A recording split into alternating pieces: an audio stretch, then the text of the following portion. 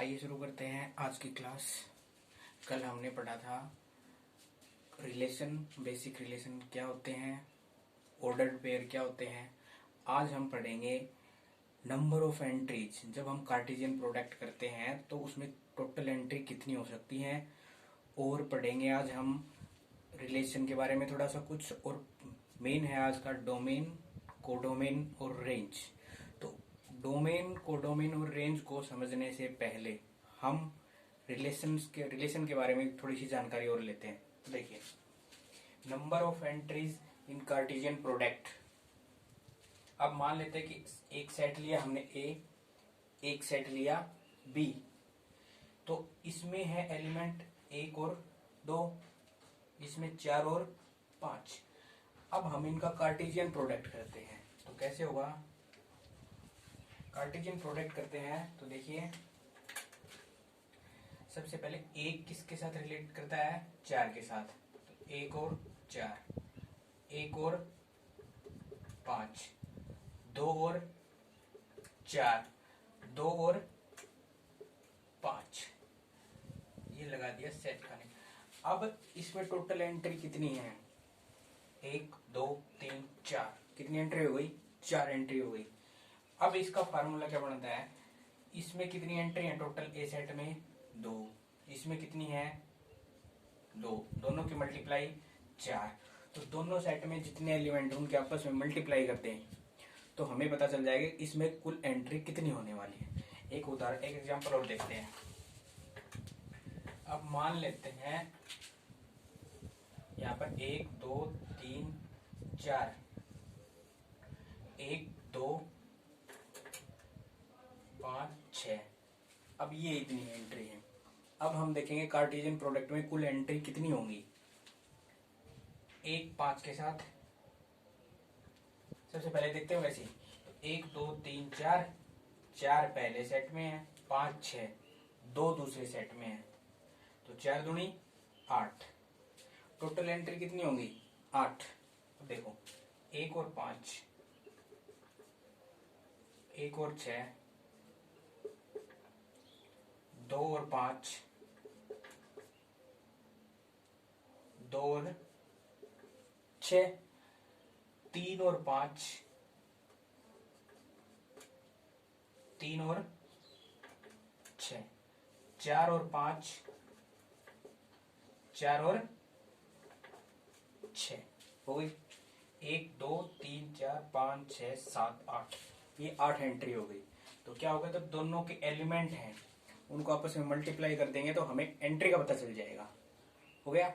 तो ये था number of entries in Cartesian product. Number of entries के बाद हम देखते हैं ARB। ARB का मतलब A रिलेटेड टू B, कि जो A है वो किससे रिलेट करेगा, B से। B A R को काट दिया मतलब does not relate to B। अब ये देखते हैं कि ये होता क्या है। एक एग्जांपल देखते हैं। मान लेते हैं ये कोई A सेट है, इसमें 1 2 3 4, ये A सेट में कोई एलिमेंट्स है। अब ये है कोई दूसरा B सेट। तो कंडीशन क्या रखते हैं कि A रिलेटेड टू B, कि जो A है वो किससे रिलेट करेगा, B से रिलेट करेगा। कंडीशन क्या रहेगी, इफ, यदि B is equal to 2A, कि जो B है वो किसके बराबर होगा, 2A के बराबर होगा। तो देखते हैं, अब यहां पर A की जगह हम क्या रखेंगे, सबसे पहले 1। तो A की जगह कंडीशन है हमारे पास B is equal to 2A, तो A की जगह हम रखेंगे 1। तो B की वैल्यू क्या आ जाएगी, 2। तो B की वैल्यू क्या आ गई, 2 आ गई। अब ऐसे ही A की जगह क्या रखेंगे, 2, तो 2 रखेंगे। तो B की वैल्यू कितनी आ जाएगी, 4। 3 रखेंगे तो 6, 4 रखेंगे तो 8। अगर मान लेते हैं यहाँ पर एक और होता है एलिमेंट 10, तो क्या देखा कि A रिलेटेड टू B, और कंडीशन क्या है, यदि B is equal to A हो। ये एग्जांपल जरूरी है समझने के लिए, अगर हमें अच्छे से डोमेन, कोडोमेन और रेंज समझना है तो ये आ गया। तो अब हम देखते हैं इसमें ऑर्डर पेयर बनते हैं या नहीं। तो देखो, एक है किससे रिलेट करता है, 2 से, तो क्या बन गया, 1 और 2। 2 किससे है, 4 से। 3 किससे है, 6 से। और 4 किससे है, 8 से। और 10 है नहीं। तो ये हमारा क्या हो गया, ऑर्डर्ड पेयर, जो हमने कल पढ़ा था, एक सीक्वेंस है। तो sequence of order pair is called relation. तो रिलेशन कैसे, अब कल भी बताया था कि ये क्या है, प्री इमेज, और ये क्या है, इमेज। तो यहां देखेंगे तो ये एक क्या है, प्री इमेज, और उसकी इमेज क्या है, इमेज क्या बनेगी, 2। तो ये था इसका example, A related to B where B is equal to A. तो हमने इसका ऑर्डर्ड पेयर बनाया, इमेज और प्री इमेज। अब इसी एग्जाम्पल से हम पढ़ेंगे डोमेन, कोडोमेन और रेंज। तो अब हम देखते हैं डोमेन, कोडोमेन और रेंज। टाइप्स ऑफ रिलेशन तक जाने के लिए उससे पहले हमें ये बात समझनी जरूरी है, ताकि जो ये रिलेशन एंड फंक्शन का जो चैप्टर है वो अच्छे से समझ में आ जाए। तो देखिए, यहाँ पर हमने माना एक सेट ए और एक सेट बी, अभी जो एग्जाम्पल लिया था वही। तो सेट ए में क्या देखते हैं, क्या क्या एंट्री हमारे पास, 1 2 3 4। और सेट बी में क्या है हमारे पास, 2 4 6 और 8।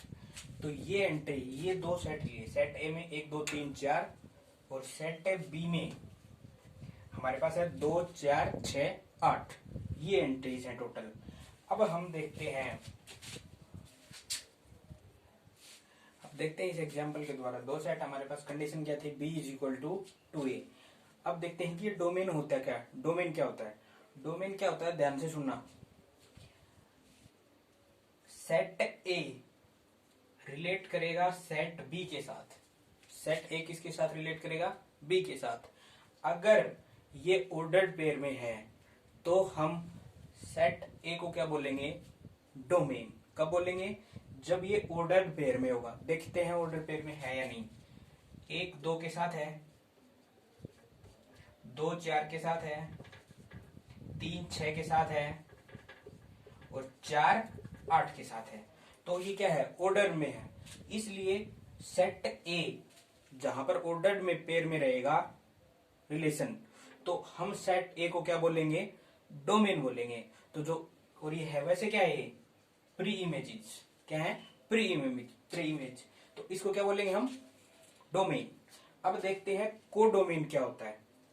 कोडोमेन क्या होता है, जो पूरा सेट बी होता है, ये तो हो गया ए सेट, पूरा जो सेट बी होता है, the whole set B is called codomain.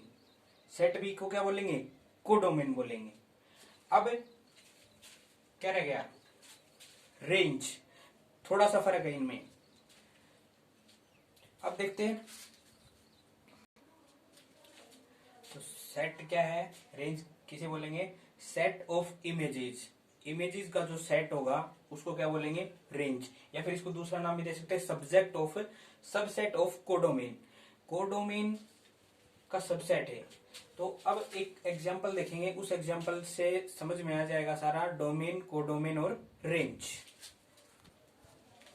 तो देखेंगे, ये एग्जांपल है कि कोई रिलेशन है और इसमें ये ऑर्डर्ड पेयर है, कार्टेशियन प्रोडक्ट 1 2 2 3 3 4। और एक क्या बात नहीं है कि इसमें कि कार्टेशियन प्रोडक्ट से ही रिलेशन बनता है। तो अब हम इस एग्जांपल में देखेंगे कि डोमेन और रेंज का हम कैसे पता करते हैं। तो डोमेन के बारे में हमने पढ़ा था कि जो सेट ए होता है, अब ये जो पहला एलिमेंट, अगर हम दो सेट मानते हैं ए और बी, तो ये जो पहला एलिमेंट ए है और दूसरे को हम क्या मानते हैं, स्मॉल बी।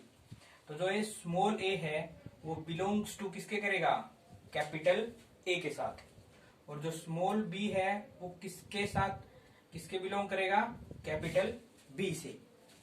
तो पहला सेट ए, तो जो सेट ए में आएगा और ऑर्डर पेयर में होंगे उन्हीं को क्या बोलेंगे, डोमेन। तो ऑर्डर पेयर में है, सही है। अब देखेंगे कि सेट ए से कौन कौन से बिलोंग करते हैं। तो small A belongs to A, तो स्मॉल ए से क्या क्या करेंगे, 1 2 3 ये होगा। यहां से चेंज कर लेते हैं,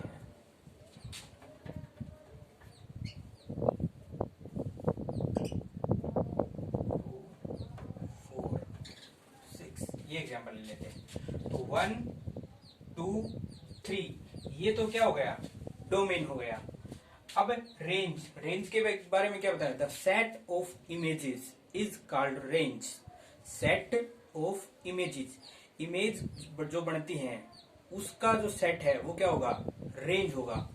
तो रेंज ये कल भी बताया था, ये प्री इमेज है और ये इमेज, तो जो इमेज है वही क्या होती हैं, रेंज होते हैं। तो 2 4 6 ये क्या होगा, इसके रेंज। और रेंज क्या होता है, किसका सबसेट होता है, सबसेट ऑफ कोडोमेन। तो आज के टॉपिक थे हमारे, सबसे पहले हमने देखे नंबर ऑफ एंट्रीज निकालनी देखी, नंबर ऑफ एंट्रीज के बाद हमने रेंज और कोडोमेन के बारे में पढ़ा और रेंज और कोडोमेन का एग्जाम्पल देखा। अब इसके जो अगला वीडियो होगा उसमें पढ़ेंगे हम types of relation. Types of relation तक पहुंचने से पहले हमें इन बातों के बारे में पता होना जरूरी था। तो अगले वीडियो में देखेंगे हम टाइप्स ऑफ रिलेशन।